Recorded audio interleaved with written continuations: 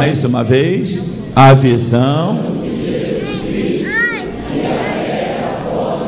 Obrigado. Eu faço um breve comentário desse tópico, dizendo assim: o Senhor Jesus, no momento que levou a conscientização aos seus discípulos de levantar os olhos, ele estava dando a continuação da oportunidade já existente.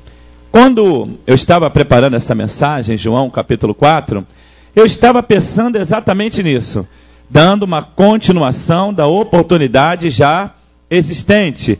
E se vocês observarem, eu trato ali de João capítulo 1, versículo 12, onde a Bíblia diz assim: todos quanto creram, deu-lhes o poder de serem feitos filhos de Deus. Jesus, quando ele trouxe essa verdade para nós, ele disse assim: levantai os vossos olhos e vede a terra que está branca para a ceifa. Jesus estava falando aos apóstolos, é claro, direcionado aos apóstolos, mas quem estuda teologia sabe muito bem que o evangelho de Jesus, escrito a Mateus, foi direcionado aos judeus, é o evangelho do reino. O evangelho de Marcos, ele foi direcionado aos romanos. O evangelho de Lucas foi direcionado aos gregos. E o evangelho de João foi direcionado à igreja. Aqui na nossa escola bíblica, eu tratei dos dois evangelhos, o de Mateus e o de Lucas, falando de genealogias, que os dois trouxeram genealogia. O primeiro, porque Jesus é considerado como filho do rei, que é o evangelho de Mateus. Como filho do rei, ele tem que ter princípios, origem, e veio ali Mateus escrevendo uma genealogia judaica que começa em Abraão, termina em Cristo. O de Lucas tinha que ter genealogia porque foi escrito aos romanos, porque foi escrito aos gregos. E a genealogia de Lucas começa em Deus Filho, termina em Deus Pai. É diferente do começo e o término da genealogia de Mateus. Marcos não tem genealogia, porque Marcos escreveu aos romanos e os romanos estavam preocupados com os gladiadores, com as arenas, com as lutas, as pelejas lá no Coliseu de Roma, aquela coisa toda. Os romanos, eles eram assim, aguerridos, eles eram lutadores, eles eram vibrantes nesta área. E Marcos também não escreveu nem a judeu e nem a grego. Jesus não é considerado no evangelho de Marcos como descendente dos judeus, como filho do rei, e também não é considerado como filho do homem. No evangelho de Marcos, ele é considerado como servo. Aparece lá em Ezequiel, no capítulo 1, os 4 rostos dos personagens, um deles é o rosto de boi. E ali apresenta o evangelho de Marcos, que é o evangelho da força. Ali é servo mesmo. E servo, queridos, não tem princípio e não tem fim. Não tem genealogia, não tem direito para nada. É servo. Servo não é considerado nesta área. E o evangelho de João, pastor? Por que não tem genealogia? O evangelho de João não tem genealogia porque João escreveu a igreja. Mas é por causa disso? Não. Não tem genealogia porque no capítulo 1, versículo 1, a Bíblia diz que o verbo se fez carne e habitou entre nós e vimos a sua glória como a glória do unigênito do Pai, cheio de amor e de verdade. E João diz, o verbo era Deus. O verbo estava com Deus e o verbo era Deus. E Deus não tem princípio nem fim de dias, por isso ele não tem genealogia. Você pode dizer glória ao nome de Jesus? Aleluia! Então, Jesus é considerado ali no Evangelho de João como Deus. Deus não tem princípio nem fim de dias. E quando eu coloquei este comentário, a visão de Jesus Cristo à era pós-moderna, dizendo que ele estava dando uma continuidade da oportunidade já existente, como está lá no Data Show, isso daqui é uma verdade. Ele disse, levantai os vossos olhos e vede. Ele estava falando aos apóstolos, mas ali um leque foi aberto para toda a humanidade. Por quê? Porque Mateus, no capítulo 3, João, quando vai falar de Jesus, ele diz assim, a vós é vindo o reino dos céus.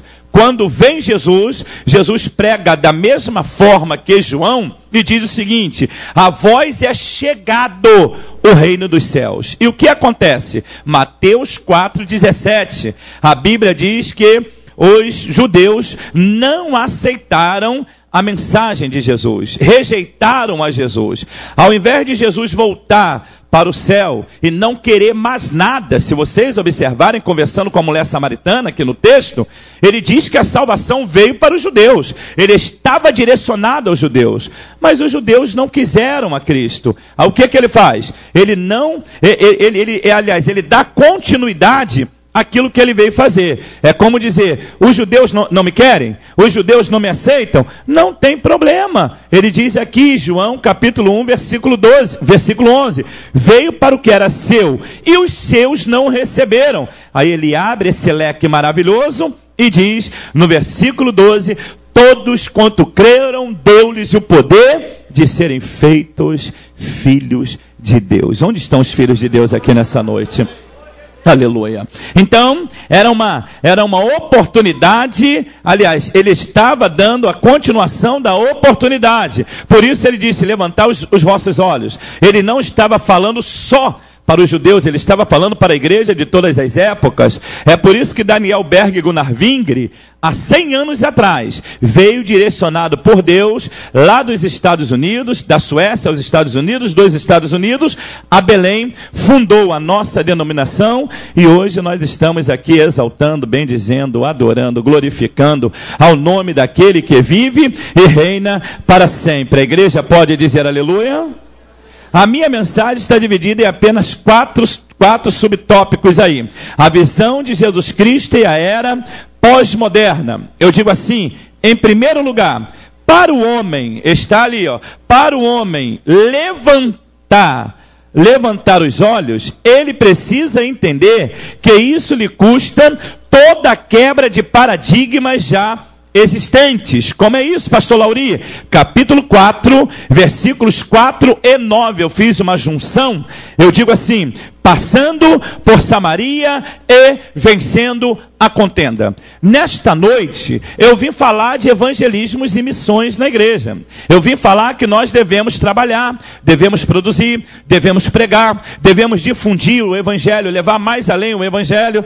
Mas como nós vamos levar o evangelho se não tivermos essa visão pós-moderna? Como nós vamos pregar o evangelho se não estivermos contextualizados com esta primeira proposta que eu coloquei ali? Olha só a ordem de Jesus para nós.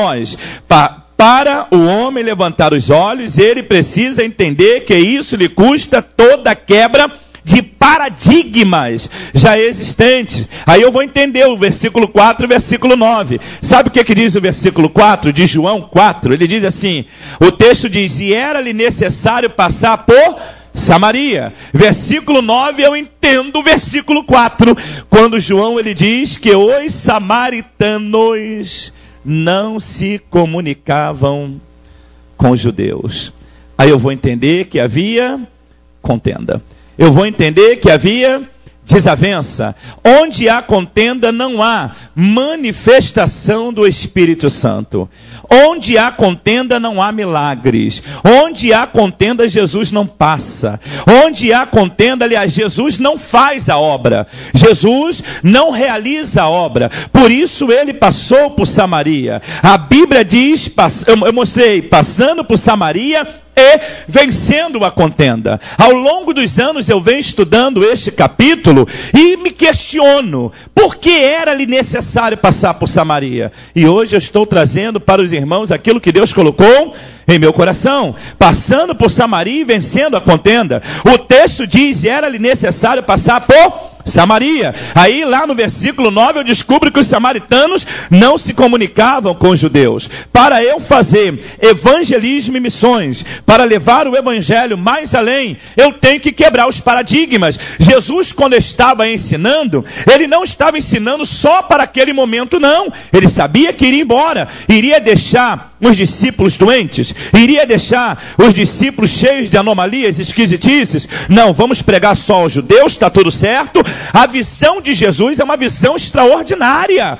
Tanto é que lá em Atos 1:8, ele disse: ser-me-eis testemunhas em Jerusalém, Judeia, aí ele entra com a palavra Samaria, e depois até aos confins da terra. Pastor Lauri, a contenda já existia. Entrar no meio e acabar com a contenda é muito fácil. Agora, viver a contenda, isso é difícil. Para Jesus não era. Se vocês observarem o Evangelho de Lucas, capítulo 9, versículo 53, a Bíblia diz que os samaritanos não o receberam, porque o seu aspecto era como de quem ia para Jerusalém. O seu semblante era como de quem ia para Jerusalém. Está pensando que isso aí inferiorizou Jesus? Está pensando que isso aí colocou uma raiz de amargura no coração de Jesus, porque os samaritanos não lhe receberam? Está pensando que Jesus foi contaminado com aquela contenda? Claro que não. Na frente, no capítulo 9 mesmo de Lucas, depois do versículo 53,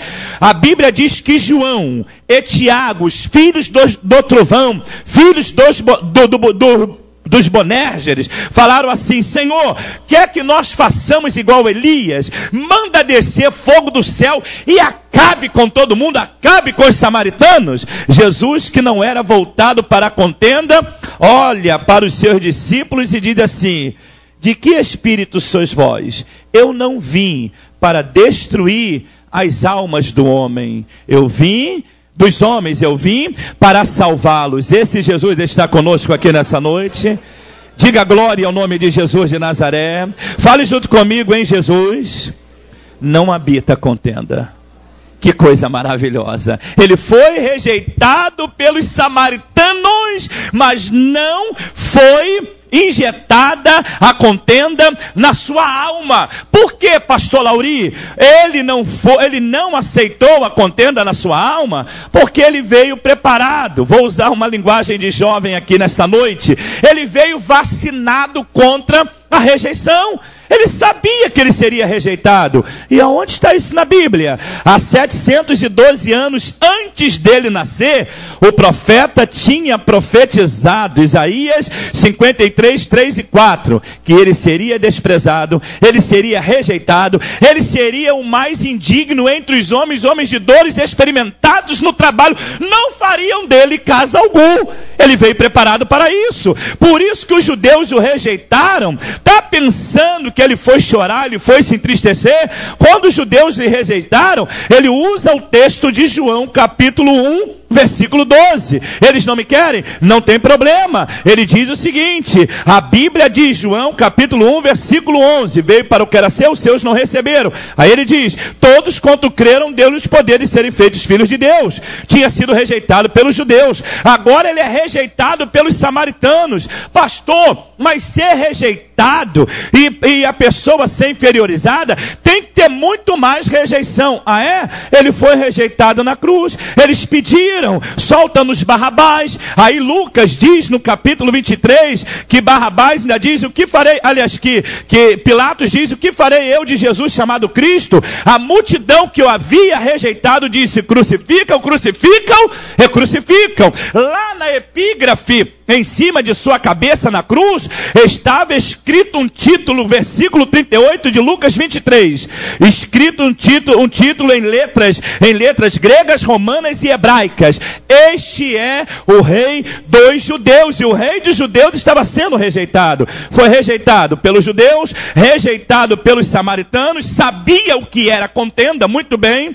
E a coisa mais dura no ministério de Jesus é que ele foi rejeitado por aqueles que ele alimentava. Aonde está isso na Bíblia, pastor? Depois de fazer o primeiro milagre em João 2, depois de curar o paralítico em João capítulo 5, lá em Betesda, ele entra no capítulo 6, começa a ensinar, começa a ministrar, o dia vai embora, é quase noite, todos estavam com fome, ele pega pão, ele pega peixe, ele multiplica para 5.000 homens, fora mulheres e crianças. Diz alguns estudiosos, aproximadamente 15.000 pessoas comeram ali com Jesus, participaram com ele de momentos maravilhosos, viram milagres extraordinários. Mas nos versículos 64 até o 68, ele muda a oratória, se levanta um no meio e diz assim, quem poderá ouvir este discurso? Que palavra dura é essa? A Bíblia diz que foram saindo todos, depois de